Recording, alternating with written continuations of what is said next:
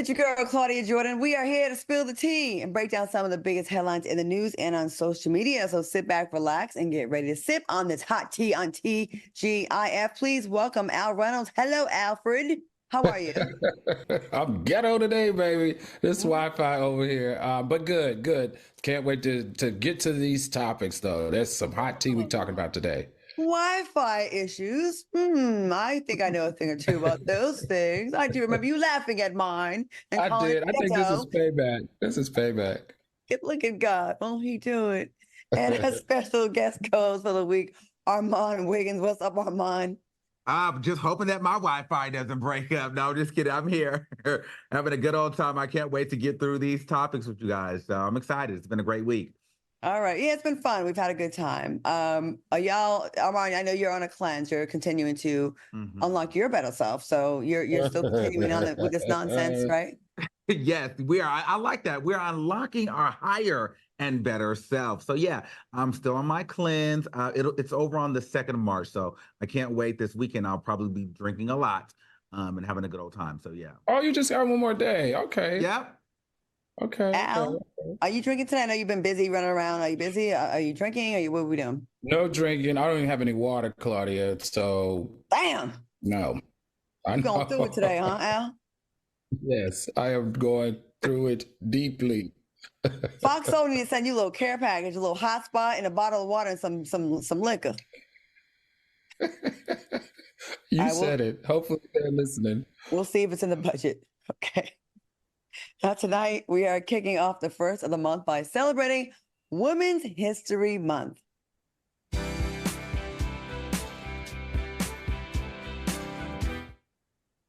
All right, this month is all about celebrating the contributions that women have made to the United States and recognizing the specific achievements women have made throughout American history in a variety of fields. Now, fellas, why is it important to bring awareness to the celebration of women and Black women, to be exact, Al? Well, you know, anytime that there's a marginalized class of individuals and they fall under the marginalized class, I think it's important for us to study it and celebrate all of their accomplishments so that we really understand the significant contribution that they bring not only to the culture, but to America. Okay, Armand, what do you think? Yeah, I think it's super important because Black women are like the pulse of so many communities and families that, you know, they should constantly be uplifted. And, you know, there's just a lot of things that we may not know as people that they contribute to, you know, society and to this country. So I think it's important to continue to highlight that stuff because as generations continue to grow, you know, we don't need this history to go unseen or unknown. So I think it's important to keep it alive. Absolutely, especially now more than ever with all this legislation that's trying to turn back the hands of time on women. It's really scary times for us. So now more than ever, women got to stick together, especially in that voting booth come November. And recently I was looking up something about the Eve gene, where they can trace all different kinds of genetic combinations and DNA back to a Black woman, proving that Black women are truly the mother of civilization. All of it, not just in Africa. All right, let's get into these topics. After receiving a much-needed backlash on social media, the producers of the Wendy Williams Lifetime documentary, Where is Wendy Williams?, are regretting their decision to release the two-part series. Now, one producer told The Hollywood Reporter, had we known about Wendy's dementia from the start, we would have not proceeded with filming. And producers mentioned how the documentary was supposed to highlight Wendy's return to television through her podcast. What are your thoughts on these producers expressing some form of regret? Do we believe it? Armand, let's go to you first. What do you think? I think that they got a lot of backlash. However, I'm glad that the documentary came out. I just think that they were in the comments. The people were upset about, you know, the way that Wendy was portrayed. But at the end of the day, you know, this was the reality, you know, and those producers, if you watch the documentary, they were cutting. When it got too crazy, they would stop filming. They wouldn't just, you know, keep going throughout the entire time. But this is the story. And I think inevitably, you know, the family and Wendy will be happy that it got put out this way, because hopefully this will shed light on the terrible job that this guardianship and this conservatorship has done. So I believe that the producers, the production should stand their ground. They put out this body of work. Granted, it was supposed to be this comeback kid journey, but Wendy Williams is just not in that position right now. So we needed to see the authentic truth and the reality of where Wendy stood under this guardianship. And it's important that, the family and the public got to see this and that it's out. So, yeah, I don't think that Okay. there's a problem with it. Al, what are your thoughts? Yeah, I feel like this is a lot of backpedaling and what we call, popping. TV, you don't just film something and it goes directly to television. There's such a process. There's a legal process. There's a creative process. There's a whole team that has to look through this. She has to sign off. They have to sign off. I think Armand is right. They saw those comments and they saw that the comments were blaming it on a producer. So the producer said, because our name is connected to this, we have to clear the air and figure out a way to fix this because people in general won't mess with us anymore. Wendy's a very significant talent and her brand was loved by millions. And like I've always said, it felt exploitative to me. But I'm going to tell you what, Armand and Claudia, I will say this. I'm going to find the positive. The positive here is that this documentary gave us a lot of answers to questions that we've had for a long, long time. It's good to see that we now know exactly what is affecting Wendy, what took her off the show, what made her whole brand shut down, and they abandoned the show altogether because we loved it. So I like the aspect of getting the answers that we all were begging for, and it was unfiltered and very raw. Now, at this point, this is what I would like to say. I think that we need to let Wendy get some rest, take a step out of the media and get well. At this point, if nothing else we all can agree on is that this woman needs to get healthy again. So with that in mind, I think she should take some time off, get focused, get well, and then come back. I'm going to call cap on these producers all having this regret. You are full of shit. If the producers of Wendy Williams' show felt that she could not go on and carry the show anymore and they had to take her off the air, and that was how many years ago?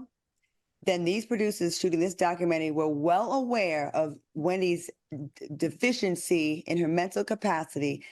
They did not get on set and go, oh my God, we had no idea she had dementia. They saw this and their eyes probably lit up. Wendy would never let people see her with no wig on. Like, why are we letting these people lie? They are playing in our faces. Now, maybe in the beginning, no, I can't even give them that. Because Wendy, to leave a successful show like that, there's got to be some serious issues going on for everyone that's involved. That's everyone's paycheck. It's not just Wendy's, the entire team. Right now, some of them did stay on board. But I'm saying, to sit there and say now you didn't know that she had dementia, you had several interviews with people before. You didn't just show up and shoot a documentary. There was meetings, there was talk, someone had to map this thing out. You had to see how she was. First day of filming, you would have known that she had dementia. Like, come on. I think honestly that the guardianship and maybe the management team in the beginning, they were trying to exploit her. They were trying to get a money grab, honestly. Yeah. I think. And I think that it took a turn for the worse once the Guardian and the people that were controlling her saw that, hey, well, there is no podcast. There is no return. She's too far off. And then they tried to pull it, but then the family got involved and was like, no, we're going to keep this going because now this adds to our point and our story that we're trying to tell. And then the production team had lost all communication with the Guardian. So, production is going to do what they want to do. So now they've edited the story, toward the family and the fact that this is a terrible conservatorship and guardianship. So now it end up working in the family's favor so they can show the world like, hey, look at how Wendy is being treated. There's no food. She's surrounded with a bunch of enablers. Like, she's going to kill herself under this guardianship. She needs to be back with her family. And so that's what the story ended up telling versus telling this story of this comeback kid that's going to, be the queen of media on a podcast. That's no longer. Now it's this idea of free Wendy Williams. So I think that it did its job. That wasn't the plan from the beginning, but it took a turn for the better, if you ask me. And to Al's point, I want to say, I'm glad that this came out because God forbid Wendy Williams would have died somewhere and we would have assumed all these different narratives. Now we can finally know if something happens, this is the reason why. And the story is right here on the floor. I agree with both of you. I just feel like the producers should own what really happened instead of being like, "Oh, we didn't know." I kind of feel like that's the part that's capped. You know what I mean? Like we saw that she had an issue from interviews leaving her house when TMZ would catch her, and when she would say at podcasts, we're like, "How? You don't have that anymore, right?" It was obvious from those interviews when she was walking around, like how she was looking and everything. But okay, producers, whatever you do to clear your conscience, and I do agree with both of you. It is going to be a happy, well, not a happy. We are going to get some answers at least out of this, right? All right. Kanye West is calling out Adidas for selling fake Yeezys while suing him for $250 million. Check this out. Let me explain really clear to you guys what's happening with Adidas. It's not only are they putting out fake colorways that are non-approved, they're suing me for $250 million, and they're also not paying me for these shoes that they're putting out that have my name on it. All right, now this feud has been going on for quite some time, and what do y'all think about this? What do you think Kanye should do at this point, Al? Stop talking about it. Right, That's what I want Kanye to do. I mean, you know, let me tell you something. One day Kanye and Adidas are split. The next day he's going to Skechers. Months later, Adidas comes back to the table and he's supposed to be trying to figure it out. Months later, we're here and now he's being called out because he once again has not met something that he's agreed to do with Adidas. And Adidas is like, you know what? Give us our money. And I just want, take me out of the Adidas Kanye chat, please, because right now I'm just exhausted. I didn't like the shoes anyway, if I want to be honest, and don't care about it any longer because it's just too muttered at this point. And it doesn't seem like they're going to come to a resolution. Take it to court and take it out of social media. Take it off social media. All right, Armand, what are your thoughts on this? Clearly Kanye, I mean, I'm not really sure, but clearly Kanye doesn't own it. So you went to that company, they own the rights to the shoes. You kind of have to move on. You know, you signed up, should have done better business, in my opinion. But isn't this ironic that Kanye West is, and I love Kanye, he's my boy, it's my Gemini brother, but isn't it ironic that he's upset with Adidas from stealing from him and he was just stealing from Donna Summers and didn't say anything about it? You know what I mean? So it's kind of like, Kanye, right. You can't steal music from artists and, you know, take their stuff and not credit them, and they don't want to be associated with you, but then you're upset that Adidas decided they didn't want to be associated with you for your comments that you made against Jewish people, and now they've taken your work and they're going to keep selling it. I mean, what's good for the goose is good for the gander. You just have to eat it, bro. And it is what it is. I think that's a major problem with celebrities, especially, not even just celebrities, but just people like, I can do it, but you can't do it. You know what I mean? And we're seeing that, and everybody thinks that they're special, and it doesn't apply to me. Kanye, we are tired of this. I get it.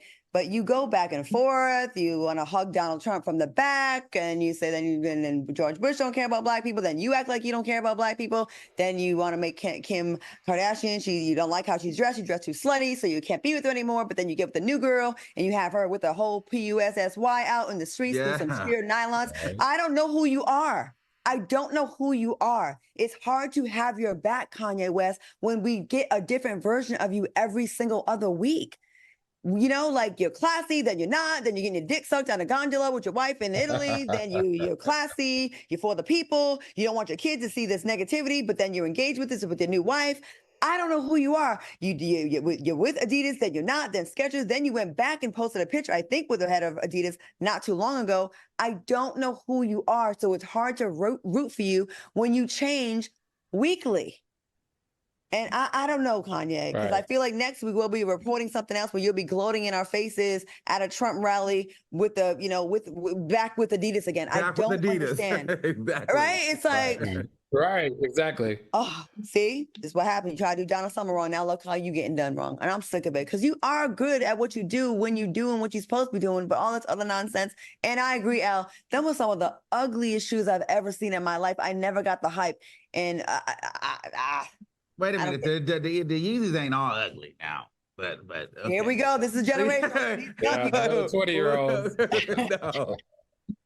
All right, step across some rocks in those shoes and see what happens. Hey, you can run a marathon in those shoes. You can do a lot in them. A marathon, you will have blisters all over. Those are some of the most comfortable shoes you your ever entire arch. Your entire arch will be Oh gone. God, those are some. Al, you might need some of those Yeezys. They got the orthopedic sole built in. Oh,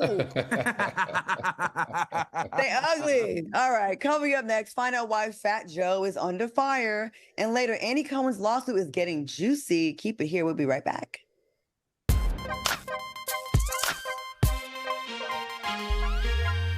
Freedom. It's at the core of who we are. The freedom to live without fear, to jog where we please, to wear a hoodie. The freedom to breathe. Before we celebrate the freedom most Americans have, we must fight for the freedom all Americans deserve. Because all lives can't matter until Black lives matter.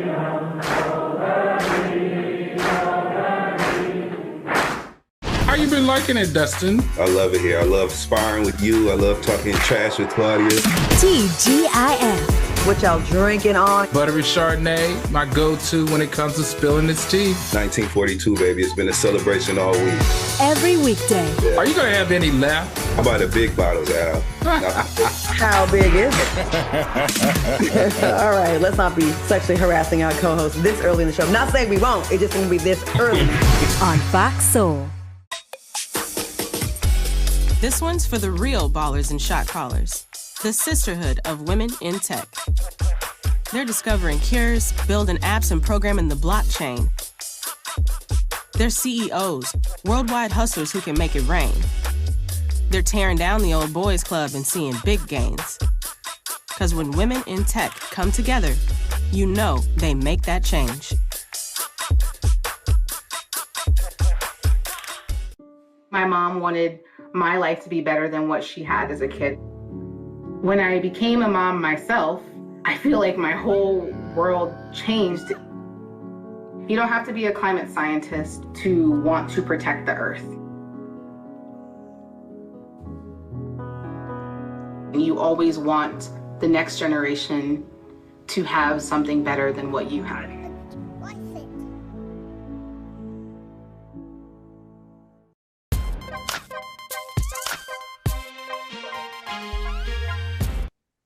Welcome back to TGIF. Real quick, before we move on to the next story, just want to make a quick correction here so we can be accurate here at TGIF. We implied that Kanye West stole from Donna Summer. That's actually an accusation from the estate of Donna Summer. It has not been confirmed yet. There's no conclusion to that case. That is the allegation so far, but we will definitely keep you posted when we get some answers. All right, y'all, moving on. The fans are pissed at Fat Joe after he revealed that he purchased Donald Trump's new trash sneakers. Take a look. I'm not a Trumper. I dislike Trump. I'm not voting for him. Not now, not never. But I'm a sneaker collector into the art. So I had to find these. One person wrote, next he's going to buy a KKK sheet and said he did this for the thread counts. All right, another person added, I'm a sneakerhead too, but ain't no way them ugly ass bleeps will corrupt my closet. Are you surprised that Fat Joe is supporting Trump's sneakers? Armand, what do you think? Well, I think Trump did what he knew that Black people would do, and we're going to support sneakers. We like sneakers. And ironically, you know, to be honest, I would get the sneakers too. Not really to wear them, but if I'm a sneakerhead, I want those in my collection. I'm buying the sneakers to have them in my collection. You could see them. You know, they may be worth money down the line. You never know. Boy, I if would you buy don't the get sneakers.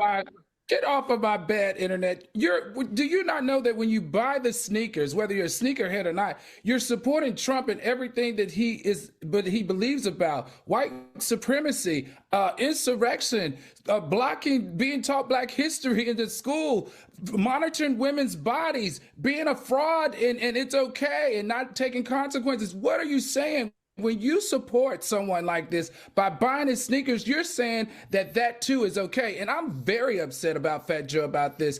Because let me tell you why. Fat Joe has always been very on the up and up when it comes to politics and in being an influencer as a rapper. He has even said that he used to look at rappers to influence him, to help him and father him and nurture him in the rap game and in life. So he's got to understand when he does stuff like this, people are looking up to him. People are following his lead, and that's not cool when you follow the lead of someone who's trying to change the Constitution as well as the fabric of America with the presence of Black people in it. I cannot ever be in support of anything like this, not only of support of Fat Joe, even though I like him, or anyone that buys these sneakers. When that man said that Black people will support him because Black people buy sneakers, we all chuckled. But secretly, look who's going to buy them. I just feel like at this point, this election is so crucial. I just feel like that we need to recalibrate in America because this is getting really bad and it's feeling nasty. This is reckless. And we need to take this megaphone from these celebrities that everybody respect with these huge platforms that are introducing this poison into our community. It's got to stop. Sorry. Don't like it. I don't want to hear no freaking explanation or anything. This is not good, and we should never be supporting this man. I'm gonna jump in this. I get what you're both of y'all saying in a way. Now, Armand, I get the if you're a sneakerhead, like whether you hate them or not, they're controversial. I get that being part of your collection. Like, okay, and these are the Trumps, right? These are the Trumps. Yeah, I get you on that. I understand you with that. But I will say, to Al's point, it's the broadcasting it to influence other people that's irritating to me. Like, I feel like he should have quietly did this and not put it on social media because it's almost co-signing Trump and Trump ideas. But yeah, if you're a sneakerhead, like, I don't know about your sneaker collection. I haven't seen any of your other sneakers. So why do I need to see this one? It kind of feels a little clouty. Like, yeah, you probably should. If you are a sneakerhead, it 1000% makes sense. It makes sense. Huh? So let me ask you this. No, you would want the Trump. Let me ask you this. Like, I don't feel like let me ask a question. Please let me ask a question. Let me ask a question, please. Do you not know that the profits are going to go to his bills? His bills are that he have right now, just in the legal system alone, is close to $500 million. And those bills are because of what he's done to this country. How can you help a man pay down his bills? And helping paying his insurrection bills, helping paying his fraudulent bills. You're helping him live his best life, regardless of whether you're a sneakerhead or not. How can you consciously do this? How can you consciously participate in helping this man continue to win when he should be losing? Armand, what were you saying about Trump? Well, first of all, we do it every day. Every day you shop on Amazon. Every Tesla you buy. Every day you go to Walmart. You're filling some white man's pockets up that may not give a damn about you. So at the end of the day, it's a bunch of fake outrage. If I want the sneakers, I'll buy the damn sneakers and I'll put it up. And we have to learn how to take emotion out of it. Okay, we support people every day that don't care about Black people. So we cannot. Go to the next thing, Claudia. Go to the next topic, please. That's ridiculous, boy.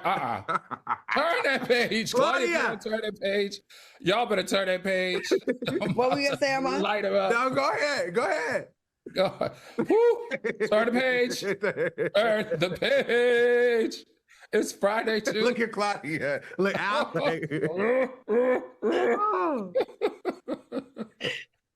Okay. Speaking of Trump, Donald Trump Jr. received an envelope in the mail containing unidentified white powder. I'm sure he's not familiar with that. Now, a spokesperson for the former president's son released a statement and wrote, the test results of the substance came up inconclusive on what it was exactly, but officials on the scene do not believe it is deadly. Do you think Donald Trump Jr. was knowledgeable of the alleged unidentified powder? Armand, what do you think about this? I really don't have a serious thought on it. I'm just like, I don't know. I don't know really what I feel about it. I think that it should just be tested out and moved on. I don't really care. I don't think. Okay, Al, what do you think? Do you remember, Claudia? Armand may be too young for this, but 10 years ago, when anthrax was being sent to all the politicians, do you remember that? Yeah, I do. You remember that it was a very big deal. That's kind of what came to mind. And then it also reminded me of, I think, didn't Jussie say he received something in the mail and creating his hoax? I have to. This is one time I will agree with Armand. I really don't feel any kind of way about this. And dang, I wish it wasn't something. I know what you want to say. Right, I'm gonna leave that alone. Yeah.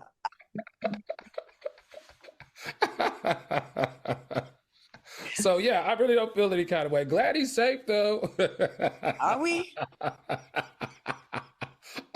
Well, I'd rather this than go buy Trump sneakers. You know, with this film, you never know what is being done for sympathy or trying to play the public. He could have sent that to himself or had the other ugly brother send it to him. The other one that looks like Beavis or Butthead or whatever one the blonde one is. That's what it like. He could. They're like such. They're reality stars more than anything. They really are. And I feel like does anyone really care to send Donald Trump no package? That's what I'm saying. We don't care. Like this is not news. Who cares? Who the only person who has motivation to maybe send him this is Aubrey O'Day. You know what I'm saying? Like ain't nobody, and I don't think she did it. Ain't nobody cares about you that much, Eric. This may be some drugs you ordered allegedly, and you forgot they was coming to you. As many times we done seen you allegedly coked out on TV with white stuff all around your nose and freaking out and having these weird rants that you be on. So you're no stranger to white powder, allegedly, sir. Like, did you say that he ordered it, forgot, Claudia? Drug dealers, they be mailing stuff now. Shoot, it's 2024. I'm just saying, let's not act scared of white powder, Donald Trump Jr. We know you know. All right. In other news, a prison in Kentucky is giving off freak-off vibes after 30 prison guards reportedly had sexual relations with inmates while 14 others smuggled drugs into the facility. Wow, just right on the back of the Donald Trump Jr. story. What are your thoughts on this mess, Al? You know what? This is more common than we actually want to believe. In California, you hear it about FCI, I think in Dublin, California, which is in the Bay Area, where they had a whole sex scandal with their correctional officers. So, you know, I just feel like we got to figure it out because this is happening in all of the prisons. And unfortunately, it's rampant in facilities like this one in Kentucky and like the one in Dublin, California. I think Congress needs to get involved in some way because what happens is if you correct everybody, you suspend everybody, and you fire everybody, then the prisons are under staffed, and that leads to a bigger issue. So I don't know. I think we have to come out with a better way of prison reform as it relates to the staff and figuring out how to staff it better and have an overview of it. I mean, that's the only thing I could think because humans are going to be humans, right?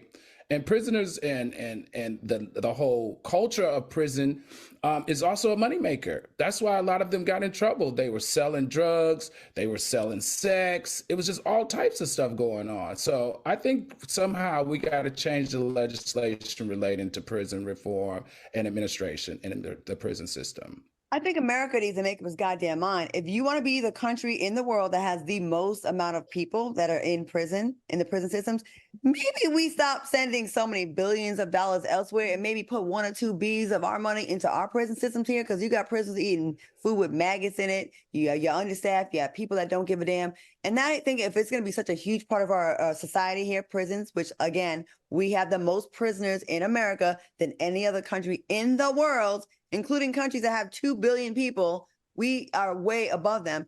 We're going to have to prioritize how we fund these things here. What do you think about these freak-offs and drugs and prisons, all that kind of thing? I feel like that's been going on for a long time. I feel like, shoot, at this point, people want to go to jail, you know, because it's a good time, man. You can find love in that thing. I'm telling you, like with OnlyFans culture, dating culture. Listen, I've got some family members who have found love in the prisons, okay? They went in there, they went to work and they left with a husband. Don't ask me, but I know I got some aunties that they found their baby daddies in the prison, okay? And I know some friends that's getting good content for their OnlyFans on Twitter from the prison system. So I don't know. It's a lot going on there. Now it doesn't feel like a punishment. It feels like a good party for a few years, if you ask me.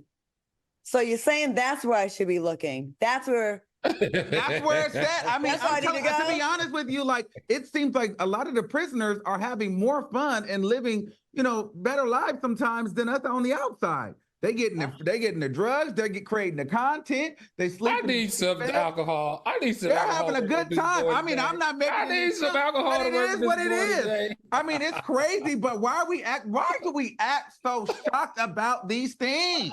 Claudia, like everybody's sitting up here just because you button up your freaking shirt to the top of your collar does not mean you have to live up in there. Like, we gotta unloosen this. I gotta unloosen this today. So Armand, are you saying you would like to go to prison? Yeah, I'm not saying that I would like to go to prison to get drunk and high, but I'm saying we can't be surprised that this shit is going on. People don't care. You're a prisoner. Nobody gives a damn. And a lot of these workers in the prison, they're humans. So they're horny, they get manipulated, and they do stuff. It is what it is. Armand, I know people don't care according to you, but you do know that a correctional officer having sex with a prisoner is rape, sir. That's against the law. At the end of the day, I mean, it may be against the law, but it's happening everywhere. So what do we do? But that means it's not. That doesn't make it right, son. It's still against the law. It's rape, even if it's consensual. It's rape. There are laws and rules. How is it consensual rape? How is it consensual rape? Because it's against the law. You have to read. But listen. Okay, I don't want to get into Okay, while the boys are arguing about rape. I don't want to get into rape and consensual sex. We are going to take a quick break. Coming up, Andy Cohen is facing serious allegations. Why Netflix Love is Blind is facing backlash. Stay tuned. Whoa. Are we ready for that one?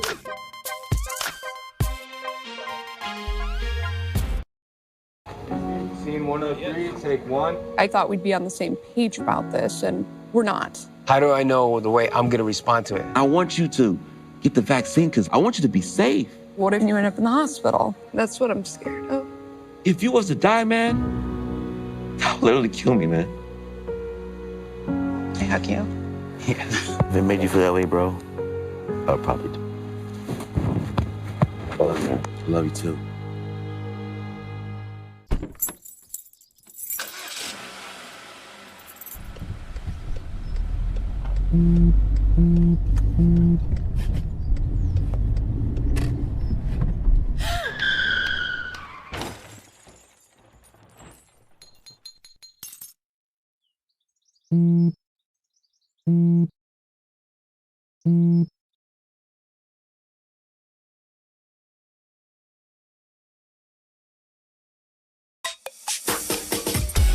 This one's for the real ballers and shot callers, the sisterhood of women in tech.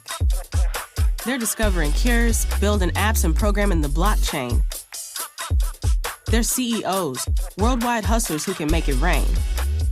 They're tearing down the old boys club and seeing big gains. Because when women in tech come together, you know they make that change. Freedom. It's at the core of who we are.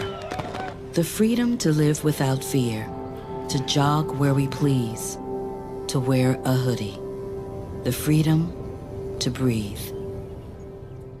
Before we celebrate the freedom most Americans have, we must fight for the freedom all Americans deserve. Because all lives can't matter until Black lives matter.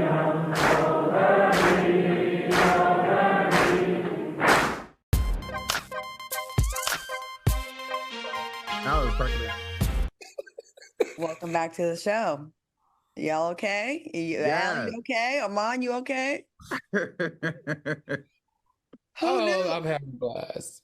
Who knew? All right, more details are starting to emerge in a sexual assault lawsuit that's been made against Andy Cohen, Bravo, and the production company that produces The Real Housewives of New York City. The former cast member who was behind the lawsuit, Leah McSweeney, is not only claiming that the network turns a blind eye to sexually predatory behavior, but also claims that Andy Cohen allegedly engages in cocaine activities with his favorite housewives. What are your thoughts on these serious allegations? Is this show all about coke and sex tonight? Armand, what do you think about this? Well, I definitely feel like Andy Cohen should be set down a little bit. You know, I feel like if this had happened to anybody else on the network, they would have lost their piece. They would have lost their opportunity until the investigation was finished. So I definitely think that, you know, he should take some time off until, you know, everything is in the clear. Okay. Al, what do you think? I think this is a good point, Armand. You know, now you're making some sense. This is good to me. No, I think, you know, I'm just joking. I think that this has been going on for a long time, Claudia. You know this. There's been rumbling for years of these type of activities with Andy. Nene even tried to ring the alarm as it related to some of this. And my whole thing is if it was anyone other than Andy, especially if it was a black male, you see how they're coming after our black males, head of music labels and all of that. They absolutely would take this more seriously. It was one thing when Brandy Granville came forward a couple of weeks ago. Now we have Leah. I'm like, Armand, he needs to be called into the office. Something's going on here. Where there's smoke, we always say there's fire with everyone else. How is he always able to escape this? Now, I do know this because I have hung out with him plenty of times. Sarah Jessica Parker's birthday, his celebration of his kids, and all of that. Andy is a very fun guy, and he wants to have fun with all the ladies on those platforms. And sometimes, you know, some of them feel like that they, in order to keep their jobs, because those seats are replaceable, sometimes they feel like that they should be having fun too. Now, there's a difference between having fun, feeling like you're forced to having fun, and being allegedly sexually assaulted. Now, that's where the line needs to be drawn, and that's where the disciplinary actions need to be enforced. I'm going to be doing Watch What Happens Live this Tuesday, so I will be seeing Andy Cohen. What should I say to him? Y'all have anything, any message I should give him? How's the lawsuits going? Because he would ask you that, right? See, he would actually. And I think that's the thing. Like, so many people are, you know, they want to make sure that they can secure a spot. You know, a lot of women want to secure a spot. They want to secure a seat. And, you know, Andy Cohen is one of the gatekeepers of the industry. He's white, he's powerful, he's gay. You know, he has a lot of check marks that, you know, create access for people. So people don't want to stand up to that kind of power. And so they let a lot of things slide, and, you know, they may not say anything. You know, Claudia, I can imagine you probably wouldn't go up there and say anything to him. Well, I'm not a housewife anymore, so he's not my boss anymore. I'm just going to promote him a show. Yeah, but you want to go back on because he does like you, Claudia. But Armand, let me ask you this, buddy.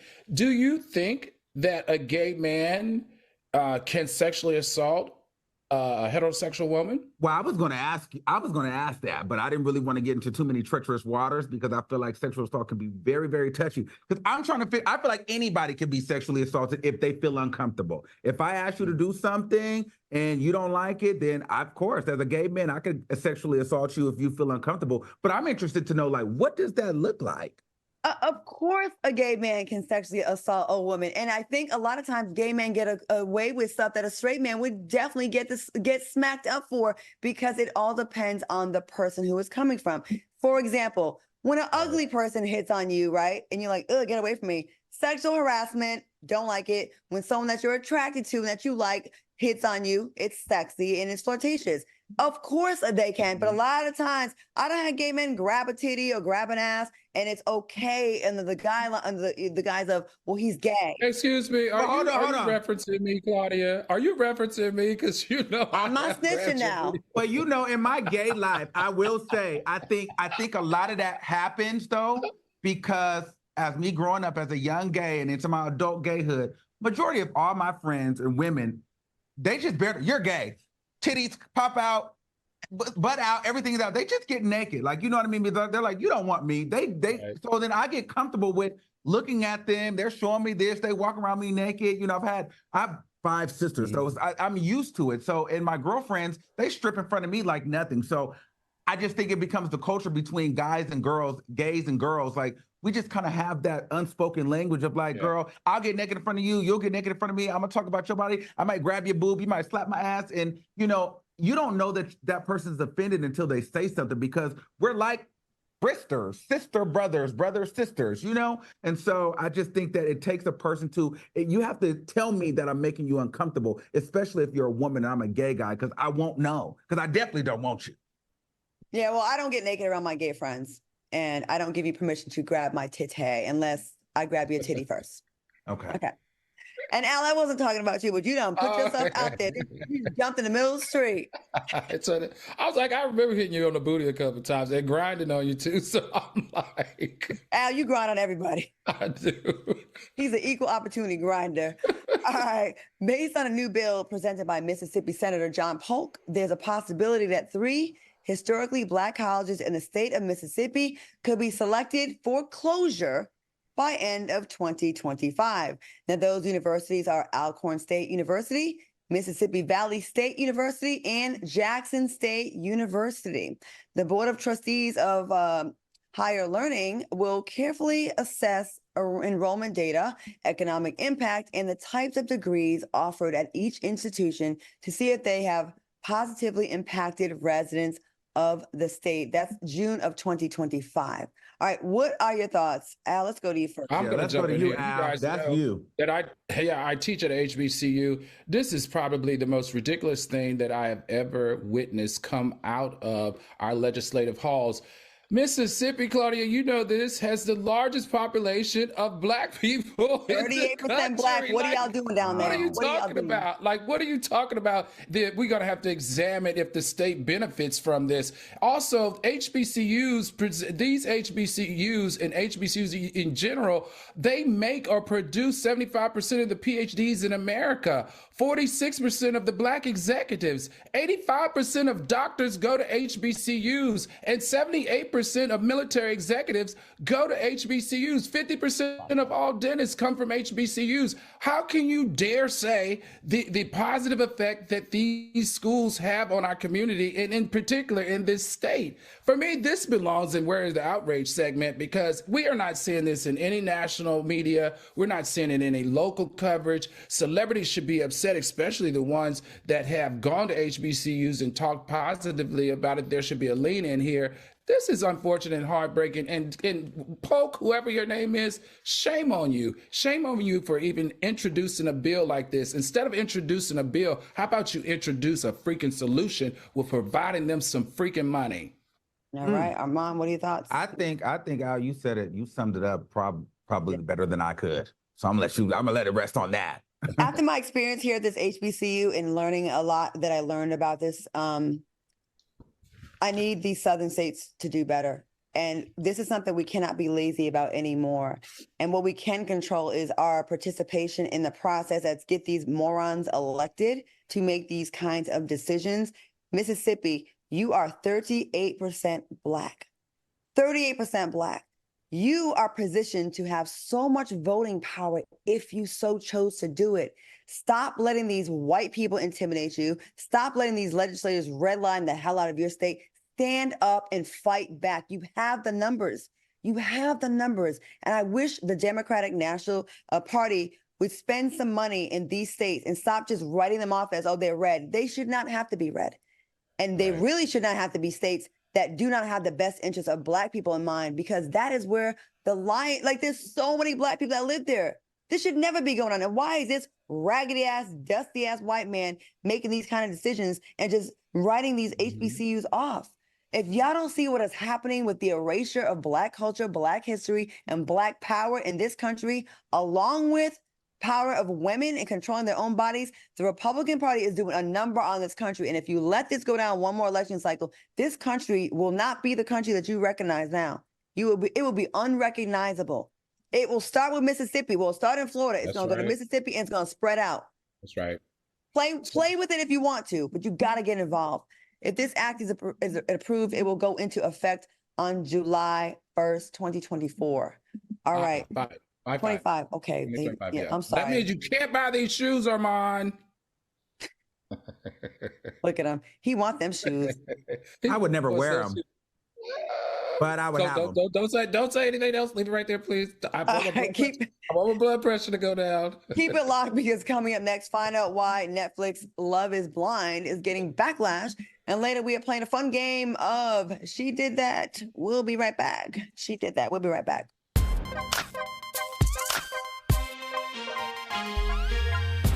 How you been liking it, Dustin? I love it here. I love sparring with you. I love talking trash with Claudia. TGIF. What y'all drinking on? Buttery Chardonnay, my go-to when it comes to spilling its tea. 1942, baby. It's been a celebration all week.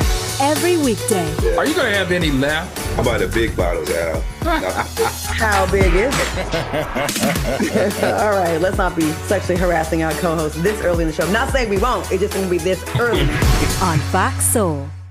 When I got the opportunity to get her, there wasn't no choice. I told myself, I'm going to take custody of my daughter. It's my baby. That's what we're supposed to do as men. Take care of our home, build a foundation, you know what I'm saying?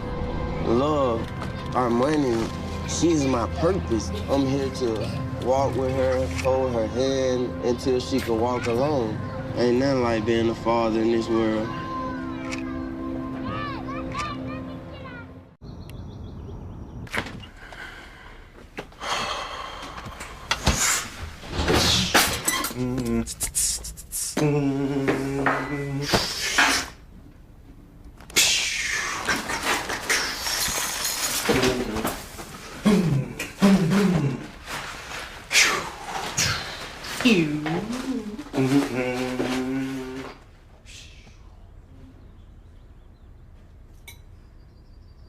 My mother was always very familiar with her neighborhood, but one day she stopped at the stop sign for much longer than usual, and she didn't know whether she should go forward or turn, and she wasn't even really sure where she was at. It was very unsettling for her. I felt so much better after my son told me, Mom, I don't want you to worry or be afraid. I'll be there for you, and we'll figure it out.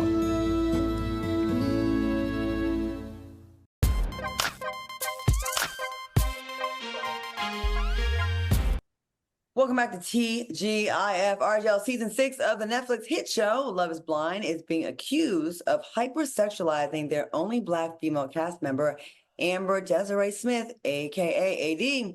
Now, one superfan wrote, as dark-skinned, curvy Black women, AD is automatically positioned as a community resource for erotic extraction. And she added, the white women can look at her and lament the fact that they don't have that kind of body. The white fiance can abandon his white woman and go chat with her about how stacked she is. Archa, what are your thoughts? And do you think Black women tend to be viewed as sexual creatures on these reality shows? Armand, I know you watch these shows. What do you think? Well, first of all, she's not the only Black girl on the show. There's many Black girls, but she's one of the standout Black girls. And I find myself being uncomfortable with this kind of stuff, rhetoric, because it's like, you damned if you do, you damned if you don't. Like, I just feel like she's the Black girl, she's a dark-skinned Black girl, and she was one of the sexiest girls on the show. So why not highlight her? Why does it have to go to this fact that, the camera was trying to talk about how robust her butt was, or how, everybody was hyper-sexualizing her? Why can't she be the baddest bitch on the show? You know what I mean? And that is what made her stand out amongst her peers, because it was no different than a lot of these other girls trying to sleep with their men, on the first date. A lot of these women were trying to be sexy, but this girl, if you think about it, she started off as a cheerleader, okay? Now she's a real estate agent, by day, and by night, she's a VIP club girl. So she sells like VIP bottle sections and stuff at the club. So at the end of the day, her life is to sell and her life is to be sexy. And not to mention, the girl on the show had a sexy energy about her in the first place. She came across very luscious and alluring. So to me, to paint this picture as if, Netflix is exploiting her as the Black girl for being overly sexy. If they didn't give her any attention, if they didn't make her beautiful, if they didn't make her desirable, then that would have been a problem. So I'm not really with that. I feel like she's a sexy woman. I'm happy that she's a dark-skinned, sexy girl. I'm glad that she's not some mixed girl getting all the credit with good hair. You know what I mean? I'm happy that she's not some spicy Latina being called the sexy curvy girl. So I'm happy that it's a dark-skinned Black girl, doesn't have the straightest teeth, doesn't have your most ideal, facial structure, but she's considered sexy, and white people, Black people, everybody is noticing her, and she's the standout. So I'm here for it. Okay. I think it's great that the chocolate girl is getting the love and getting the attention. And I do think that people are quick to make an outrage thing about things that don't necessarily need it, unless it's bothering her. And I don't think it is. Al, you have any thoughts on this? No, No, I mean, they've been sexually hypersexualizing black men and women on television, especially reality TV, ever since the beginning of television and ever since the beginning of reality television. And so, I mean, it seems like par for the course. I do like the fact that it is a black female now that's getting attention. Now she needs to take that attention and build. Right. I mean, here's the thing. I'd rather the black female be compared to being sexy than being compared to, no shade, Natalie Nunn. Because the white girl's on there, she said she looked like Megan Fox. And if you've seen what she looked like, they had her going viral because she looked like everything other than Megan Fox. She had the big, strong jawline. She looked bad, right? So the white girls on there ain't doing it. The black girl is doing it. And I just don't like that black people, when the black girl's getting the attention, now she has to be hypersexualized. It's all this fake outrage around black people. It's like you can never win. Like if she wasn't getting the attention, then it's like, well, they're always pitting the white girls up against, it's like black people are never really happy, and we're always looking for. Come on, we got to go. That pisses me off. I see, but Megan, she did try to say she looked like Megan Fox. She looked more like Quagmire from Family Guy. That's what the job was giving. All right, moving on. Coming up, we are playing a fun game of She Did That. Stay tuned.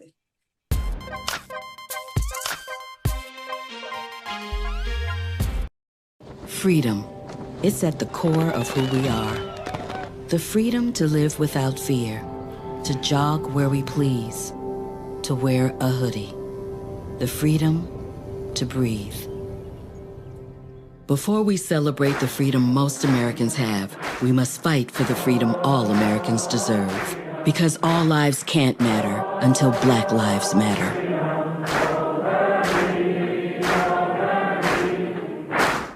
How you been liking it, Dustin? I love it here. I love sparring with you. I love talking trash with Claudia. TGIF. What y'all drinking on? Buttery Chardonnay, my go-to when it comes to spilling this tea. 1942, baby. It's been a celebration all week. Every weekday. Yeah. Are you going to have any left? How about the big bottles, Al? How big is it? All right, let's not be sexually harassing our co-host this early in the show. Not saying we won't. It's just going to be this early. On Fox Soul. This one's for the real ballers and shot callers. The sisterhood of women in tech. They're discovering cures, building apps, and programming the blockchain. They're CEOs, worldwide hustlers who can make it rain. They're tearing down the old boys club and seeing big gains. Because when women in tech come together, you know they make that change. My mom wanted my life to be better than what she had as a kid. When I became a mom myself, I feel like my whole world changed. You don't have to be a climate scientist to want to protect the earth. You always want the next generation to have something better than what you had.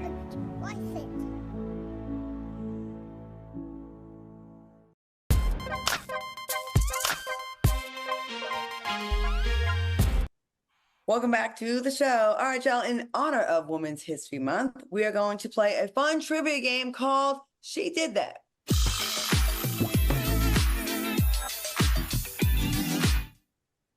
All right, y'all, let's start our game show music. Let's go. All right, first up, who was the first Black woman to receive an Academy Award? A, Hattie McDaniel. B, Dorothy Dandridge. C, Josephine Baker. Jump in when you know the answer. B. Hattie McDaniel's A. Okay, the answer is Hattie McDaniel. Now, she won Best Supporting Actress for her role in the film Gone with the Wind. All right, next up, who was the first Black woman to become an EGOT winner? A, Jennifer Hudson. B, Beyonce. C, Whoopi Goldberg. Oh. C, Whoopi Goldberg. A. Oh, Whoopi Goldberg. All right. C. Okay. Whoopi Goldberg achieved EGOT 2002, I'm sorry. All right, name the first Black sorority that paved the way for other sororities to follow suit. B, Alpha Kappa Alpha Sorority Yes, Incorporated. B. A. want to just say all of them, Armand? Yes, all of the above. Okay. All right. I believe Al's right. The sorority was founded in 1908. All right. Who became the first Black woman to serve in Congress and the first Black person to run for president in a majority party? Between A or C. I know this. It's A. Hey. Armand, stop piggybacking. You know that. Right? He trying to sound smart. That's what happens when you're young and don't know. You done lost your credibility talking about them Yeezys being nice. All right. Shirley Chisholm became the first Black candidate to run for the Democratic Party's presidential nomination in 1972. Oh, I know this one. B. Name the Black female showrunner with the longest running TV show on ABC.